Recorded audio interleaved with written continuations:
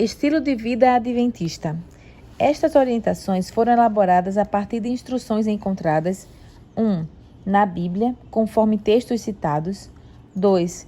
Nos testemunhos de Ellen G. White, conforme trechos transcritos. 3.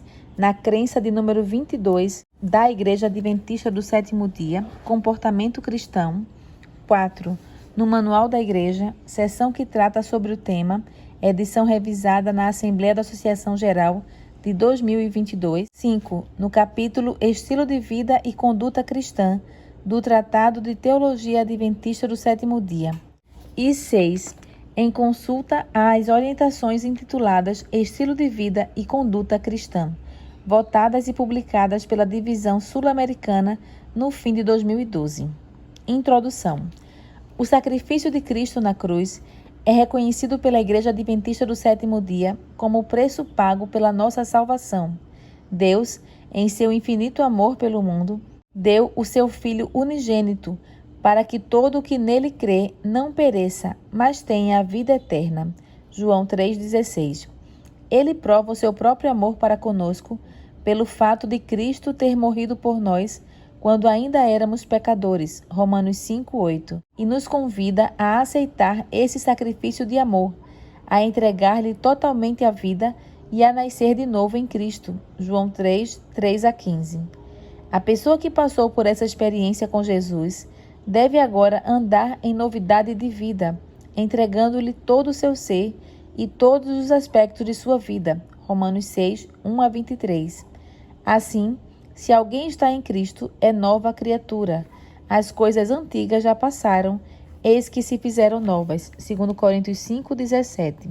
Uma vida renovada conduz o cristão a um alto padrão de testemunho, pensamentos, propósitos, decisões, palavras e comportamentos, caracterizado por um estilo de vida que glorifica a Deus ao demonstrar publicamente o compromisso com Cristo Jesus. 2 ensinos bíblicos fundamentam a importância do estilo de vida para o cristão adventista. 1. A restauração da imagem de Deus no ser humano. E 2. A missão profética específica da Igreja Adventista no tempo do fim. Restauração da imagem de Deus. Segundo as Escrituras, o ser humano foi criado à imagem e semelhança de Deus. Gênesis 1, 26 e 27. Essa realidade foi manchada pelo pecado, Gênesis 3. Desde a queda, no entanto, Deus tem trabalhado pela restauração plena dessa imagem no ser humano. Romanos 8, 29, 1 Coríntios 15, 49, 2 Coríntios 3, 18, Efésios 4, 22-24 e Colossenses 3, 8-10, mediante a redenção em Cristo Jesus e a atuação do Espírito Santo na vida daqueles que respondem positivamente ao seu convite à salvação. Nesse processo de restauração, Deus chama seus filhos a uma vida de crescimento na graça. Sejam santos, porque eu sou santo. Sejam perfeitos, como é perfeito o Pai de vocês que está no céu. Essas exortações bíblicas são muitas vezes mal interpretadas e usadas para justificar um legalismo exigente e frio, comumente denominado de perfeccionismo. No entanto, no contexto do Sermão do Monte, Mateus 5, 43-48, Cristo deixou claro que ser santo e ser perfeito como Deus é ser um canal divino de sua graça, seu amor e sua bondade aos seres humanos, imitando Cristo em todos os aspectos da vida. 1 Pedro 1, 13-16. Para que isso seja possível, o Pai concede a seus filhos o Espírito Santo, o Consolador, que opera na mente, no corpo e nas emoções dos seres humanos, desenvolvendo atributos internos, amor, bondade, compaixão, verdade, pureza, honestidade, responsabilidade, altruísmo, etc., e externos, modéstia, decência, temperança, boas obras, etc. Esses atributos representam a restauração do caráter divino, ocorrendo no crente, o que é evidenciado pelo fruto do Espírito na vida dos filhos de Deus. Nesse contexto, somos chamados a um reavivamento e uma reforma por meio do compromisso com a santidade, Reavivamento e reforma são duas coisas diferentes. Reavivamento significa a renovação da vida espiritual, um avivamento das faculdades da mente e do coração, uma ressurreição da morte espiritual. Reforma significa uma reorganização, uma mudança nas ideias e teorias, hábitos e práticas. A missão profética da Igreja Adventista do Sétimo Dia. O segundo ensino bíblico que realça a importância de um estilo de vida consagrado a Deus é a missão específica da Igreja Adventista do Sétimo Dia. Desde seus primórdios, os Adventistas do Sétimo Dia se consideram um movimento profético de restauração da verdade, levantado por Deus com a missão especial de proclamar a mensagem divina de amor, graça, advertência e esperança, que preparará o mundo para a segunda vinda de Jesus. Apocalipse 14, 6-12. O ministério de João Batista prefigura a missão da Igreja Adventista. Isaías o descreve como a voz do que clama no deserto, preparando o caminho do Senhor, e também como reparador de brechas e restaurador de veredas. Isaías 44, 58-12. Malaquias o apresenta como o Elias que antecederia a vinda do Messias. Malaquias 4, 4-6. A missão da Igreja Adventista, em essência, é a mesma de João Batista: preparar o mundo para a vinda de Jesus. Ambos são objetos das profecias específicas de Isaías 40 e Malaquias 4. Seu cumprimento nos últimos dias da história humana é descrito em Apocalipse 14, 6-12, em que João vê a tríplice mensagem angélica sendo pregada pelos santos, os que guardam os mandamentos de Deus e a fé em Jesus. João Batista é, portanto, um modelo profético da comissão dada à Igreja Adventista. O texto bíblico dá ênfase a seu estilo de vida, especialmente em relação à comida, bebida e vestimenta. Mateus 3:4, Marcos 1:6 e Lucas 1:15. Isso pressupõe que um estilo de vida específico, ordenado por Deus, seja um aspecto importante no cumprimento da missão do mensageiro profético, que prepara a vinda do Senhor no tempo do fim. Recomendações. Com base nessa percepção das verdades bíblicas, a Igreja Adventista do Sétimo Dia reafirma seu compromisso com um estilo de vida cristã que represente o chamado da Igreja, sua identidade e missão diante do mundo, a fim de que essa atitude seja uma resposta autêntica à graça e ao amor de Deus, com o propósito de orientar e incentivar seus membros a crescer na fé, a aprofundar sua experiência com Deus e a avançar no cumprimento da missão evangélica, são feitas as seguintes recomendações. Vida de santificação.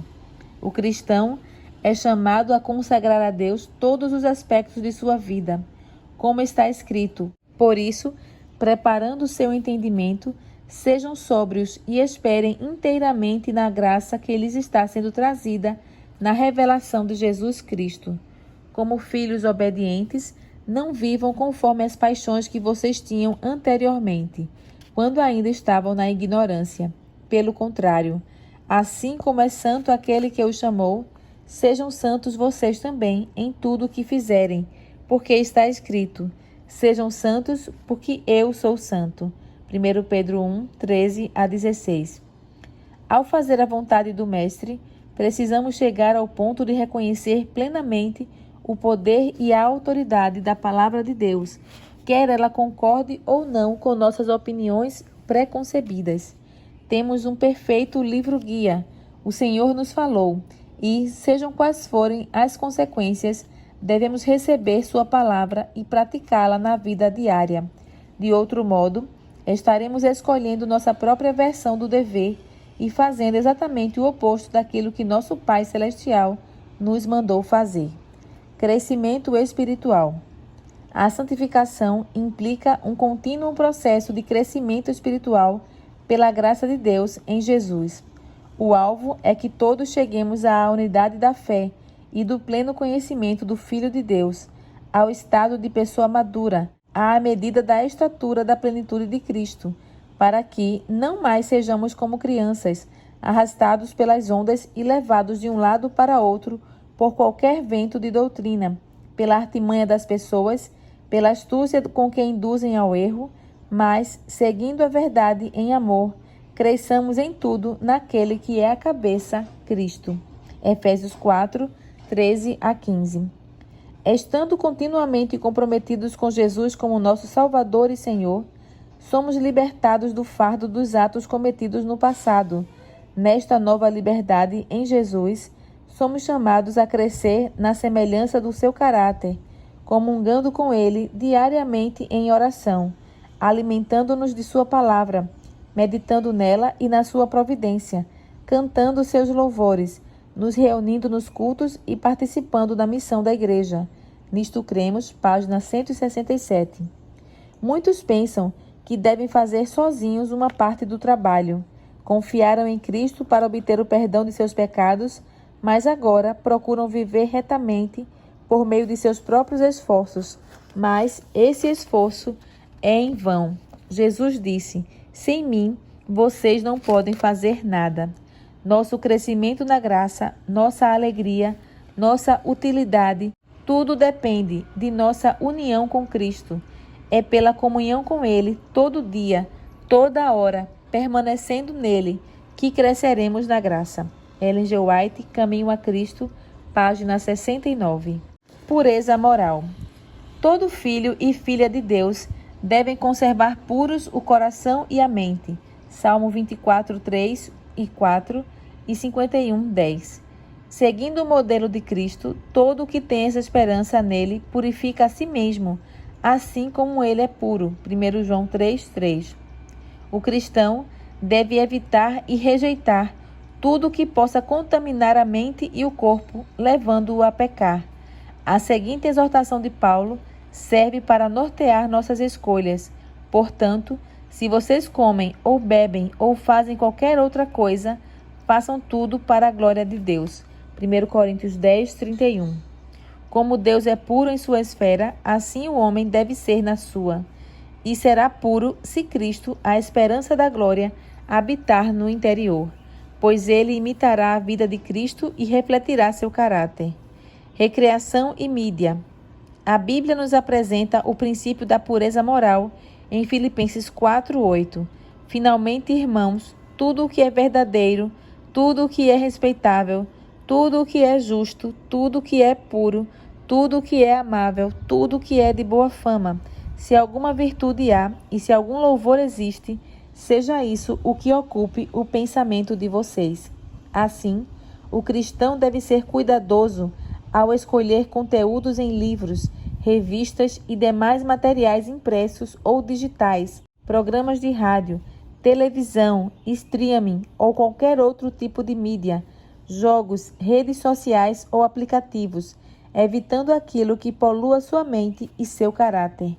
O rádio, a televisão e a internet têm modificado toda a atmosfera de nosso mundo moderno e nos têm colocado em fácil contato com a vida, o pensamento e as atividades de todo o globo. Eles podem ser ótimos agentes educativos pelos quais podemos ampliar nosso conhecimento dos eventos do mundo e beneficiar-nos de estudos importantes e o melhor da música. Lamentavelmente, no entanto, os modernos meios de comunicação podem levar continuamente a seus espectadores representações teatrais e outras dramatizações com influências que não são saudáveis e nem enobrecedoras. Se não formos seletivos, esses meios trarão seus sórdidos programas diretamente para nossos lares. Manual da Igreja, página 160. Deve-se evitar tudo aquilo que induza ao mal e promova violência, desonestidade, desrespeito, sensualidade, adultério, pornografia, promiscuidade, enfraquecimento, fragmentação ou desconstituição da família, vícios de toda sorte, descrença, uso de palavras e linguagem obscena, entre outras condutas biblicamente reprováveis. O cristão não pode conformar-se aos valores comuns deste mundo, profundamente corrompido pelo pecado. mas deve ser transformado pelo Espírito, renovando sua mente a fim de experimentar a boa, agradável e perfeita vontade de Deus. Romanos 12, 2. Ver também 1 João 2, 15 a 17.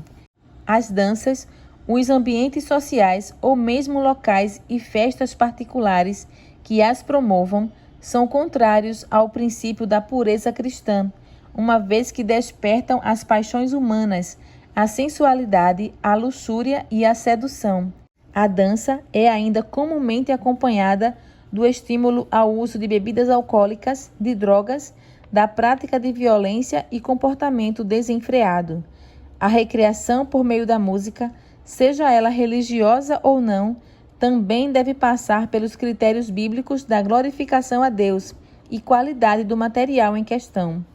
Uma discussão detalhada desse assunto tão importante aparece nas orientações Filosofia Adventista do Sétimo Dia com relação à música e Orientações com relação à música para a Igreja Adventista do Sétimo Dia na América do Sul.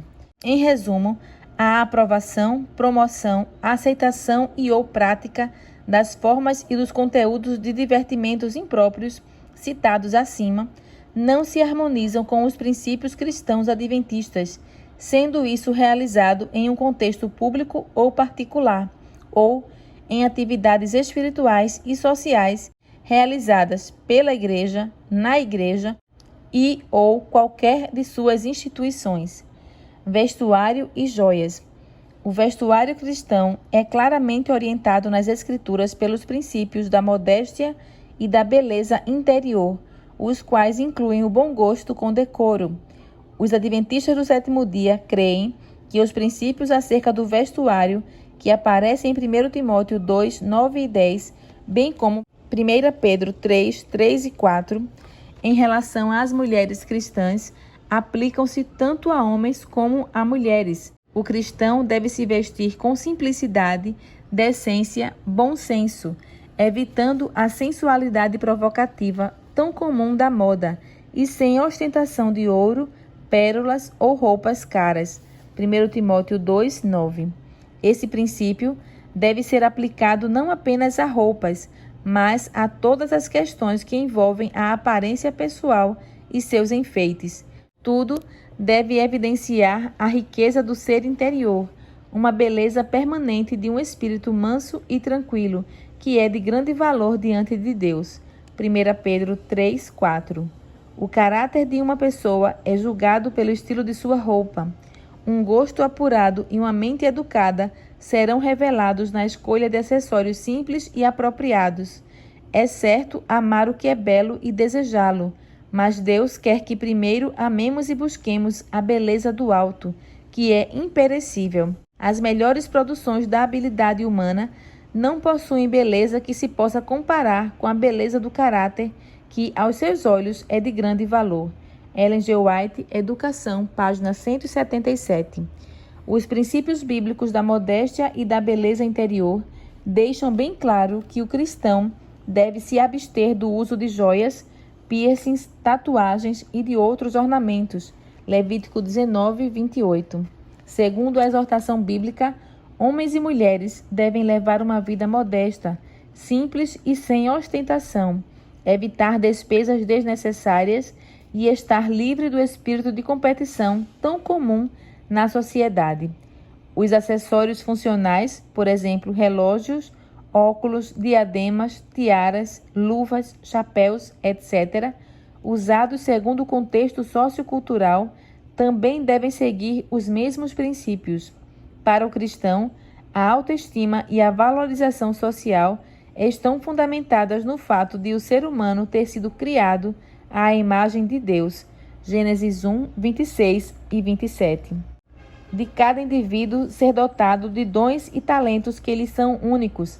Mateus 25, 14 a 30. E, sobretudo, no fato de ele ter sido resgatado do pecado pelo mais alto preço possível no universo, o precioso sangue de Cristo. 1 Coríntios 6, 20. A busca de autoestima e valorização social por meio do uso de joias e formas de caracterização corporal ornamental conflita com a profunda experiência cristã que Deus deseja para seus filhos e suas filhas. Apesar de várias pessoas da Bíblia terem usado joias, o texto bíblico deixa claro que seu abandono caracteriza um movimento de total reavivamento e reforma espiritual do povo de Deus. Gênesis 35, 2 a 4, Êxodo 33, 5 e 6, Isaías 3, 16 a 26 e Oséias 2, 13. É nesse contexto de reforma e reconsagração que os apóstolos Paulo e Pedro apontam a norma a ser seguida pelos discípulos de Cristo. Para os adventistas do sétimo dia, essa norma deve ser ainda mais relevante, visto que nossa missão como o Elias profético nestes últimos tempos significa também simplicidade no vestuário. Mateus 11, 7 a 10, Marcos 1, 6 e Lucas 7, 24 a 27. Trajar-se com simplicidade e se abster da ostentação de joias e ornamentos de todo tipo está em harmonia com nossa fé. Sexualidade humana. A sexualidade humana é apresentada na Bíblia como parte da imagem de Deus na humanidade, Gênesis 1, 27, e foi planejada por ele para ser uma bênção ao ser humano, Gênesis 1, 28. Desde o princípio, Deus estabeleceu também o contexto e o limite em que ela deve ser exercida, o casamento entre um homem e uma mulher, Gênesis 2, 18 a 25, Mateus 19, 4 e Hebreus 13, 4. A Bíblia deixa claro que a sexualidade deve ser vivenciada com respeito, fidelidade, amor e consideração pelas necessidades do cônjuge, Provérbios 5, 15 a 23, Efésios 5, 22 a 33. Buscando esse ideal, o fiel adventista deve evitar o casamento precipitado, imaturo e o jugo desigual, relacionando-se afetivamente e unindo-se em matrimônio somente com uma pessoa madura e que compartilha de sua mesma fé.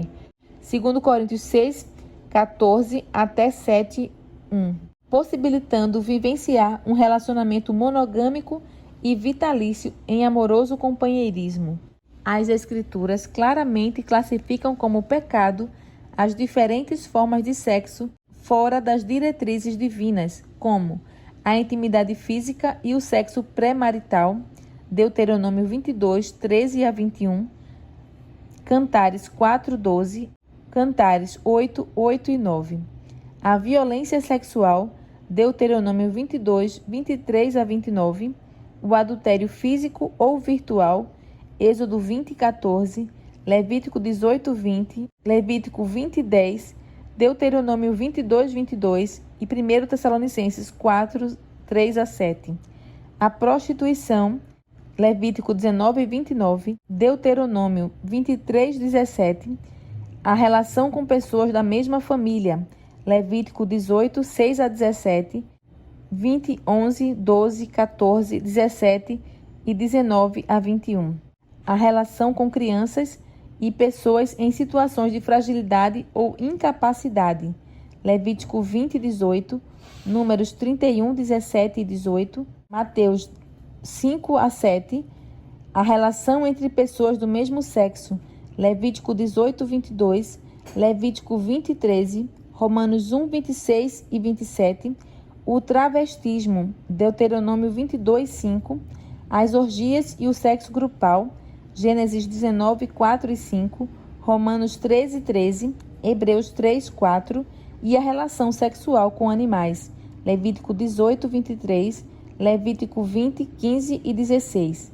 As Escrituras também condenam o assédio sexual, Gênesis 39, 7 a 9, 2 Samuel 13, 11 a 13, o exibicionismo sensual em todas as suas formas, inclusive digital, Ezequiel 16, 16 e 25, Provérbios 7, 10 e 11, e manter pensamentos e desejos impuros, Mateus 5, 27 e 28, Filipenses 4, 8, a impureza e os vícios secretos, como a pornografia e a masturbação, 1 Coríntios 6, 18, Gálatas 5, 19, Efésios 4, 19 e 1 Tessalonicenses 4, 7.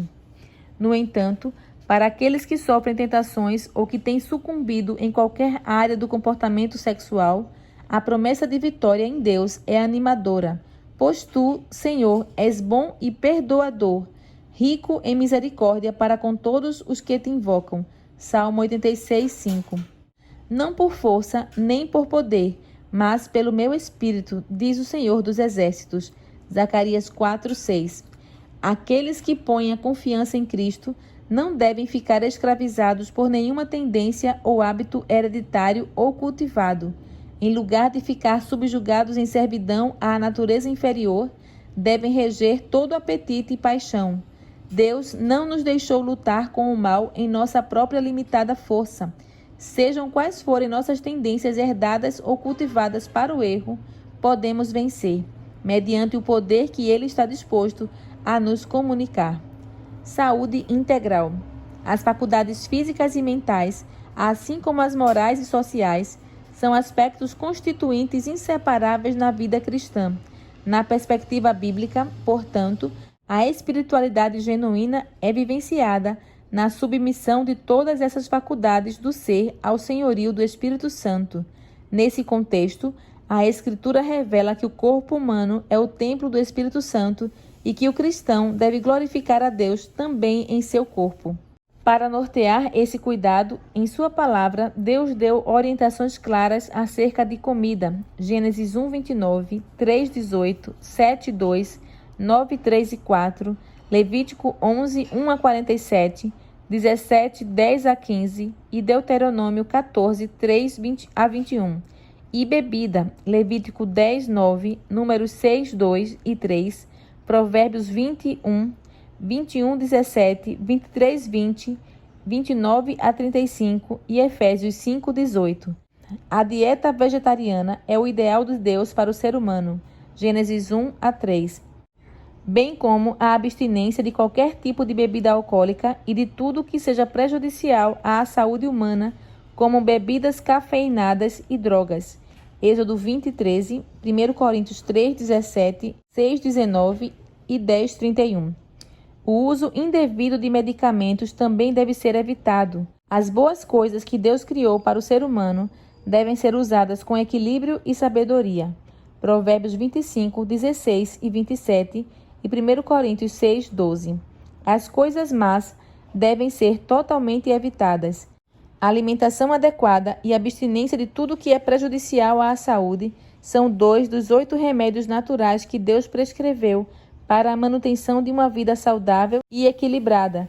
A alimentação adequada e a abstinência de tudo que é prejudicial à saúde são 2 dos 8 remédios naturais que Deus prescreveu para a manutenção de uma vida saudável e equilibrada e para a prevenção e a cura de muitas doenças e sofrimento. Ar puro, luz solar, abstinência, repouso, exercício, regime conveniente, uso de água e confiança no poder divino. Eis os verdadeiros remédios.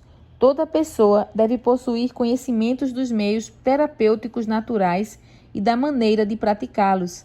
Aqueles que perseveram na obediência às suas leis ganharão em saúde de corpo e de alma.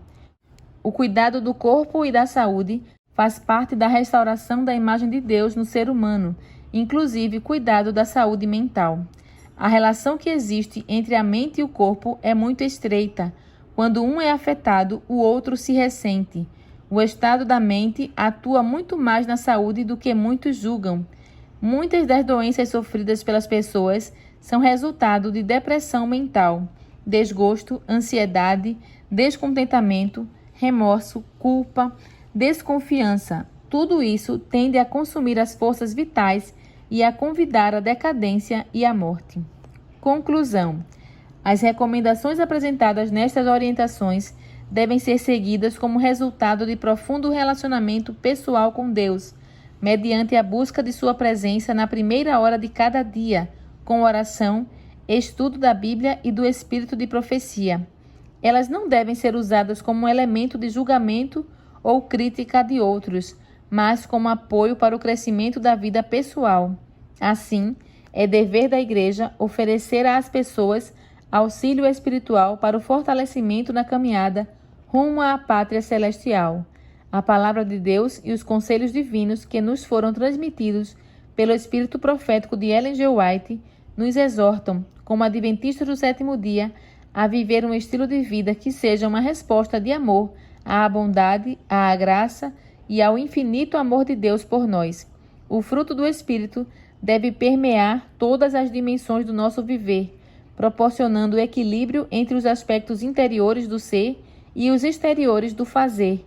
O resultado disso será nossa melhor condição integral para o serviço cristão e, se for da vontade do Senhor, desfrutaremos saúde e bem-estar, vivenciando o desenvolvimento da nossa salvação em todos os aspectos desejados por Deus. Nessa jornada, continuaremos testemunhando com fidelidade o estilo de vida do remanescente, uma das bases fundamentais para o cumprimento de nossa missão profética, esperando em breve ouvir dos lábios do próprio Jesus: muito bom, servo bom e fiel. Você foi fiel no pouco, sobre o muito o colocarei. Venha participar da alegria do seu Senhor. Mateus 25, 21.